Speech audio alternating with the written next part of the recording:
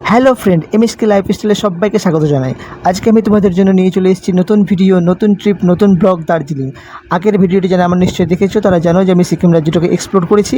তো আজকে আমি ডাইরেক্ট সিকিম থেকে চলে এসেছি দার্জিলিংটাকে এক্সপ্লোর করবো বলে। তো আমার চ্যানেলটিকে যারা সাবস্ক্রাইব করোনি তারা প্লিজ একবার সাবস্ক্রাইব করে দেবে, তাহলে নতুন নতুন ভিডিও তোমরা এখানে আপডেট পাবে। সো বন্ধুরা, লেটস ওয়াচ দ্য ভিডিও।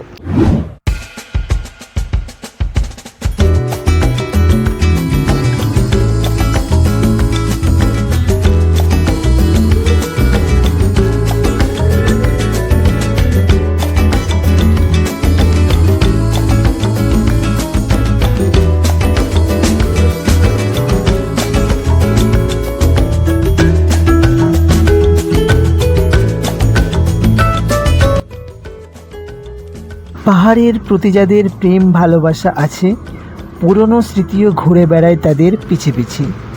তাই বছরের কোনো এক সময়ে আবার ঠিক ধরা দেয় এই পাহাড়ের কাছে।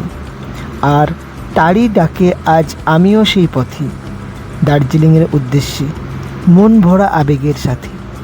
যাই হোক, সময় নিয়ে আর হাতে, চলো কথা বলে যেতে যেতে। তো বন্ধুরা, তোমরা দেখতেই পাচ্ছো যে আমরা দার্জিলিংয়ের উদ্দেশ্যে রওনা দিয়েছি এবং চারিপাশের দৃশ্যটা একবার দেখো। আমরা সিকিম রাজ্য গেছিলাম, সেখান থেকে শিলিগুড়ি, এবং শিলিগুড়ি থেকে পুরো পথটাকে তোমাদেরকে দেখাবো বলে আমরা শিলিগুড়ি থেকে অবশ্যই রওনা দিয়েছি। তো জাস্ট এনজয় ইট, এবং সামনে আরও সুন্দর সুন্দর মুহূর্ত তোমাদের সামনে আসছে। এইগুলো সব দার্জিলিংয়ের চা বাগান। দেখতে থাকো বন্ধুরা, চলো আমরা সামনের দিকে এগোই।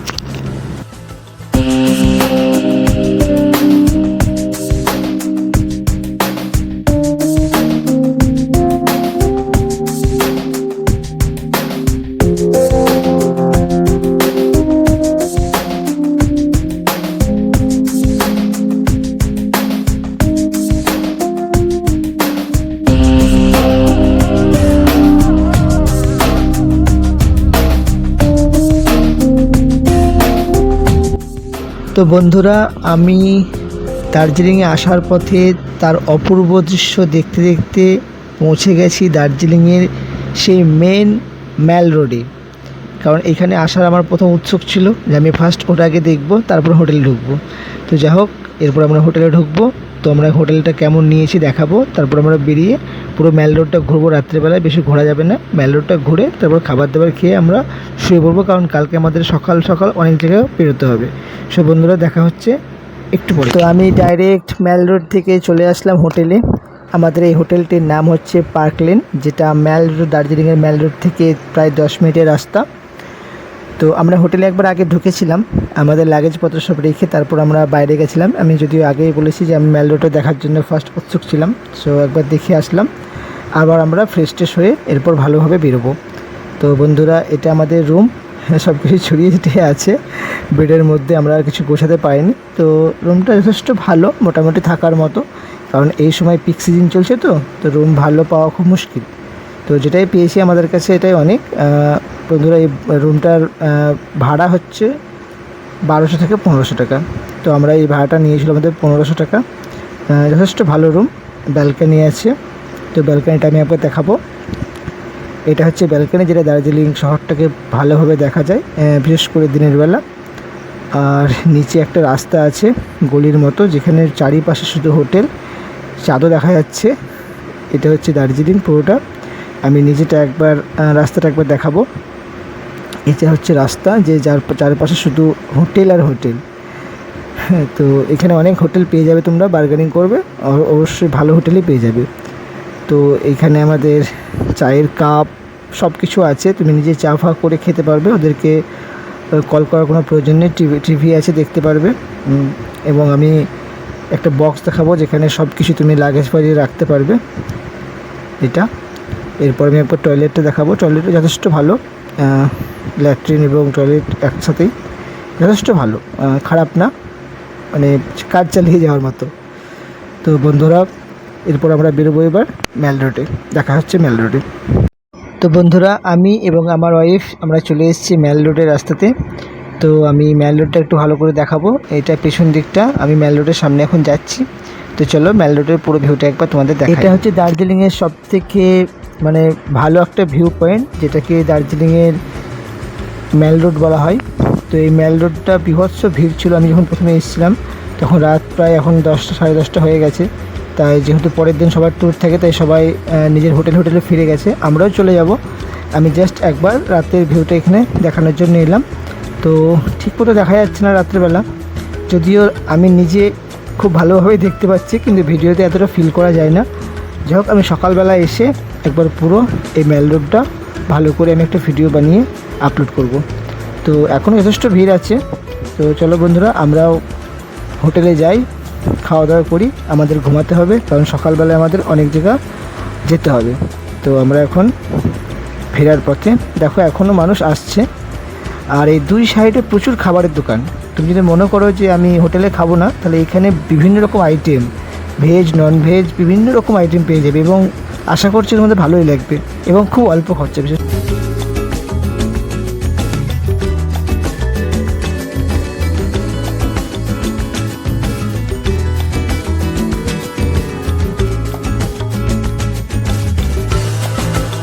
আমরা চলে এসেছি ম্যাল রোড থেকে খাবারের সন্ধানে, অর্থাৎ হোটেলের সন্ধানে।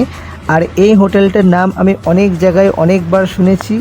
হোটেলটা হচ্ছে হোটেল মহাকাল অ্যান্ড রেস্টুরেন্ট। এখানে অনেক সুস্বাদু খাবার পাওয়া যায়, সাইনবোর্ডে দেখতেই পাচ্ছ। আর এর ঠিক ওপরে হচ্ছে ম্যাল রোডটা, এই যে এর উপরে হচ্ছে ম্যাল রোড, আর নিচে ঠিক হচ্ছে এই রেস্টুরেন্ট এবং হোটেলটা। এবং এখানে প্রচুর গাড়ির লাইন, এবং গাড়ির লাইন শুধু নয়, মানুষের ভিড়টা একবার দেখুন। আমরা কত নম্বর সিরিয়ালে আছি তার কোনো ঠিক নেই। তো আমরা এখান থেকে খাবার নেব, রেস্টুরেন্টে ঢুকবো এবং প্যাকিং করে তারপর আমরা রুমে নিয়ে যাব, কারণ এখানে খেয়ে আমাদের আর সময় হবে না, যেহেতু 11টার মধ্যে আমাদেরকে হোটেলে ঢুকতে হবে। তার থেকে বড় কারণ হচ্ছে আমাদেরকে ঘুমাতে হবে তাড়াতাড়ি, কারণ আমাদের সকালবেলায় অনেক জায়গায় কালকে ভিজিট আছে, ওখানে ভিজিট করতে হবে। যেমন টাইগার হিল আছে, তারপর আমরা প্রতিজ্ঞা করেছি যে আমরা দিনের বেলায় ম্যাল রোডটা দেখাবো, তারপর সেখান থেকে ফিরে আবার বাতাসিয়া লুপ যাব, তারপর অনেক গার্ডেন আছে, মনেস্ট্রি আছে, সব ঘুরবো বন্ধুরা, দেখাবো। তো তোমরা এনজয় করবে। চলো দেখা হচ্ছে পরে। গুড মর্নিং বন্ধুরা, আজকে আমাদের দার্জিলিংয়ের সেকেন্ড ডে, এবং আমরা এখন আছি দার্জিলিং স্টেশনে, কারণ আমাদের হোটেলটা একদম দার্জিলিং স্টেশনের কাছে। তা আমি ভাবলাম সকাল সকাল যখন উঠেই পড়েছি, আমাদের গাড়ি আসতে একটু লেট আছে, তখন আমি দার্জিলিং স্টেশনটা একবার দেখিয়ে দিই। তো এটা হচ্ছে দার্জিলিং স্টেশন, আমি চারিদিকের ভিউটা একবার দেখাবো। এটা পুরো শহরটা হচ্ছে দার্জিলিং শহর, এর পাশে আমাদের হোটেলটা আছে, এবং এর ঠিক নিচে আমাদের হোটেলটা আছে, একটুখানি একদম 10 মিনিটও লাগে না। তো যাই হোক, দার্জিলিং স্টেশনের ভিউটা সকাল সকাল খুবই সুন্দর। আর এটা টয় ট্রেন স্টেশন।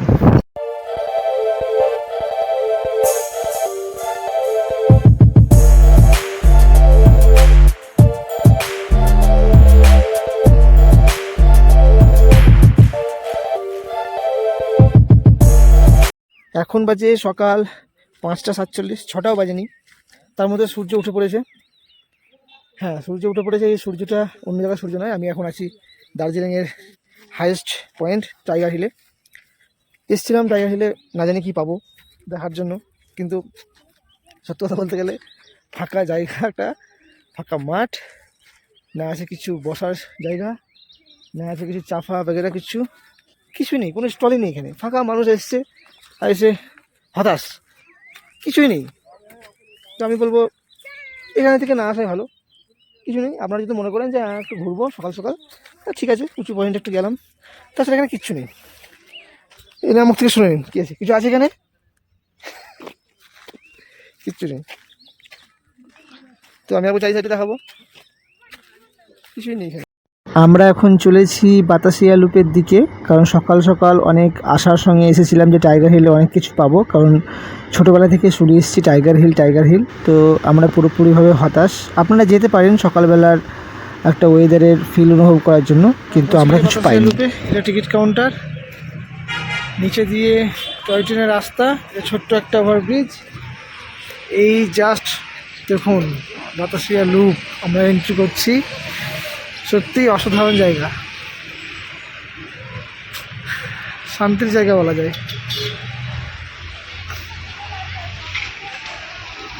এখানে ড্রেস পরিয়ে ছবি তুলতে পারবে, এখানকার লোকাল কালচারাল ইউনিফর্ম।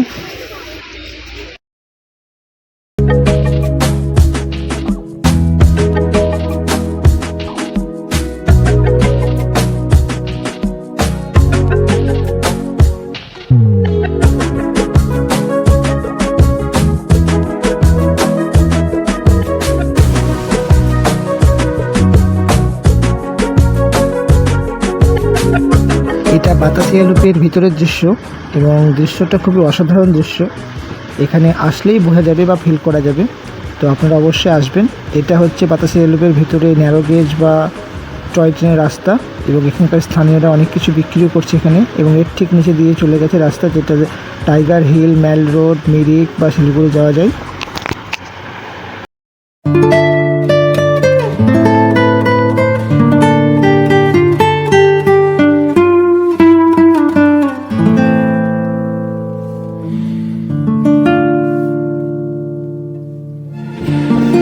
আমরা এখন আছি বাতাসিয়া লুপে। জাস্ট দৃশ্যটা দেখুন, মানে কোনো কথা হবে না। জাস্ট ভিউটা দেখুন, টয় ট্রেন দাঁড়িয়ে আছে। এই যে আমার পিছনে একটা টয় ট্রেন, সাইডটা দেখুন। টাইগার হিলে হতাশ, কিন্তু বাতাসিয়া লুপে মনোমুগ্ধকর হয়ে আমরা এখন ফিরছি আমাদের প্রতিজ্ঞা পূরণ করতে ম্যাল রোডের দিকে।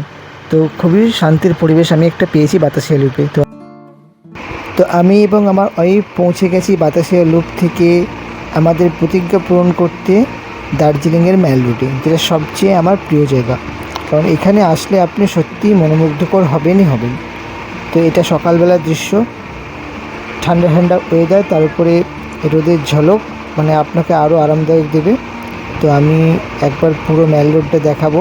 এটা হচ্ছে পুরো ম্যাল রোডটা, যেখানে সকালবেলায় স্থানীয় এবং টুরিস্ট সবাই এসে এই হালকা রোদের তাকে গায়ে মাখছে সবাই নিজে নিজে।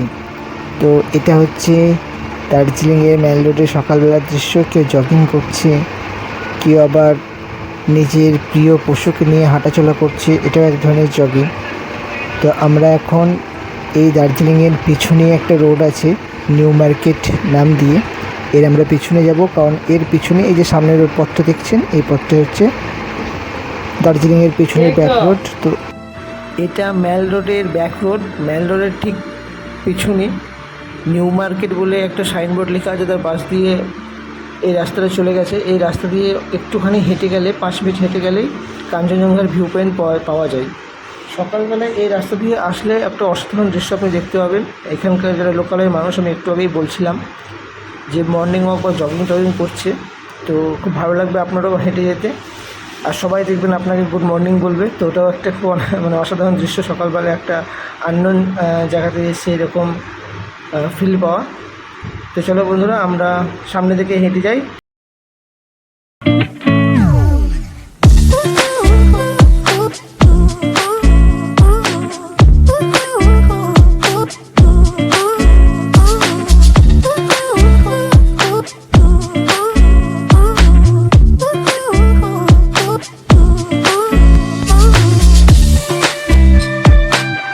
কাঞ্চনজঙ্ঘার ভিউ পয়েন্ট, আমি পয়েন্টটা দেখাবো। এটা হচ্ছে পয়েন্ট। এখান থেকে সুদূরে সাদা চাদর মোড়ানো সেই পাহাড় কাঞ্চনজঙ্ঘা দেখা যায়, কিন্তু আকাশ যেহেতু মেঘলা মনে হচ্ছে দেখা যাবে না। একটু সামনে দিকে এগিয়ে যায়, দেখি আর কোনো পয়েন্ট আছে কি না। এটা আর একটা কাঞ্চনজঙ্ঘার ভিউ পয়েন্ট। এখান থেকেও অনেক সময় কাঞ্চনজঙ্ঘাকে দেখা যায়, যদি আবছা আবছা দেখা যাচ্ছে আমি দেখতে পাচ্ছি, কিন্তু হয়তো ভিডিওতে বা ক্যামেরাতে আসছে না, অনেক দূরে।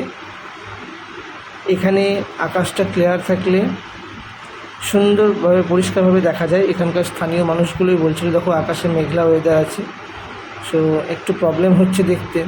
তো অনেক টুরিস্ট যারা এখানে আসছে ঘুরতে, তারা হতাশ হয়ে ফিরছে, স্বাভাবিক ব্যাপার। কারণ ওয়েদারের এখানে যেহেতু একটা ব্যাপার থাকে, যেমন সুন্দরবন গেলে আমি শুনেছি বাঘ দেখা একটা বিশাল ব্যাপার, ভাগ্যের ব্যাপার, সেরকম এই দার্জিলিংয়ে আসলে কাঞ্চনজঙ্ঘাটাও দেখা একটা ভাগ্যের ব্যাপার।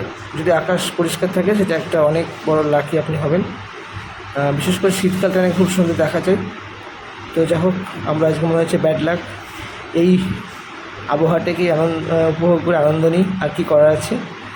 তো চলো সামনের দিকে এগিয়ে যে আর কি আমরা দেখছি দার্জিলিংয়ে, দেখা যাক।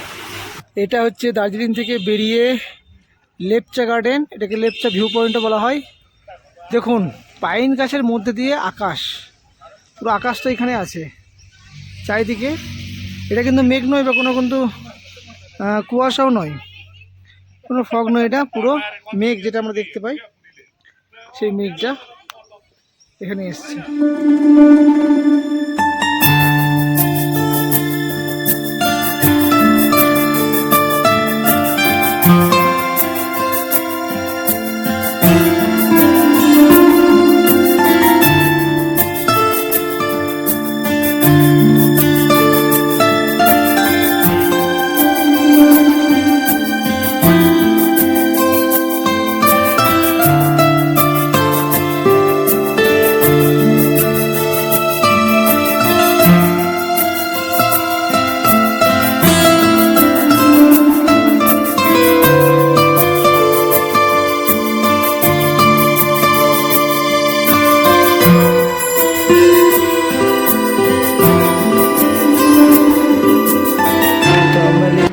গার্ডেন থেকে বেরিয়ে এখন রওনা দিয়েছি মিরিক লেকের উদ্দেশ্যে। মিরিকটা খুব সুন্দর একটা জায়গা, ওখানে অনেক চা বাগান পাওয়া যায়। তো আমরা সেই পথে এগিয়ে যাচ্ছি। আর আমরা দার্জিলিংটা যেহেতু আমাদের একদিনের ট্যুর ছিল, কারণ তোমরা জানো যে আমরা সিকিম রাজ্য থেকে ডাইরেক্ট দার্জিলিংয়ে এসেছি, তো এতটা এক্সপ্লোর করার কিছু ছিল না। যতগুলো পয়েন্ট আমি পেরেছি এক্সপ্লোর করেছি, এর থেকে বেশি কিছু দার্জিলিংয়ে আর পাওয়ার নেই। তো আমরা চলো সামনের দিকে এগিয়ে যাই মিরিক লেকের উদ্দেশ্যে।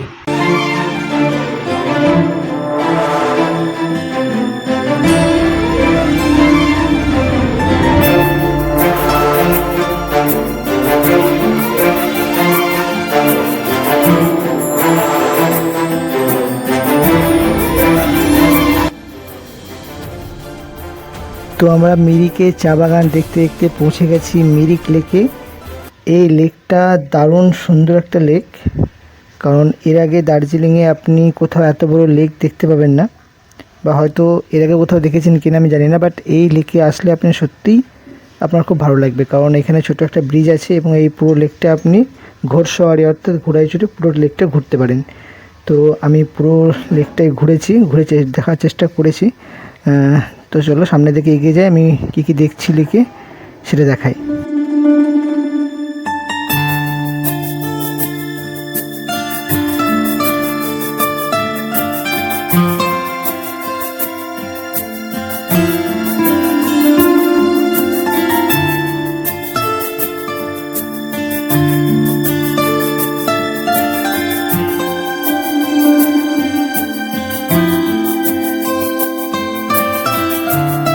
এটা হচ্ছে মিরিক লেকের ভিতরের অংশ এটা। আর ভিতরের অংশে আমি একটা পাহাড় পেয়েছিলাম ছোট, সেই পাহাড়ের উপর উঠে পুরো মিরিক লেকটাকে দেখানোর চেষ্টা করছি। আমার সামনেই আমাদের অর্থাৎ ভারতের জাতীয় পতাকা উঠছে, তো এটাও আমার কাছে একটা অসাধারণ মুহূর্ত। আর এই পাহাড়ের ওপর থেকে মিরিক লেকটাকে জাস্ট অসাধারণ লাগছে দেখতে। তো আমার ওয়াইফ সে পাশে বসে আছে, কোথাও দু একটা ফুল পেয়েছে, সেই ফুলের মালা গাচ্ছে। তো বন্ধুরা, এটাই আমার দার্জিলিংয়ের শেষ পয়েন্ট, এবং অনেকগুলো পয়েন্ট ঘুরলাম এবং দেখানোর চেষ্টা করলাম। তো ভালো লাগলে অবশ্যই কমেন্ট করবে এবং খুব তাড়াতাড়ি নিয়ে আসবো পরের ভিডিও। তো দেখা হচ্ছে পরের ভিডিওতে। By, tata.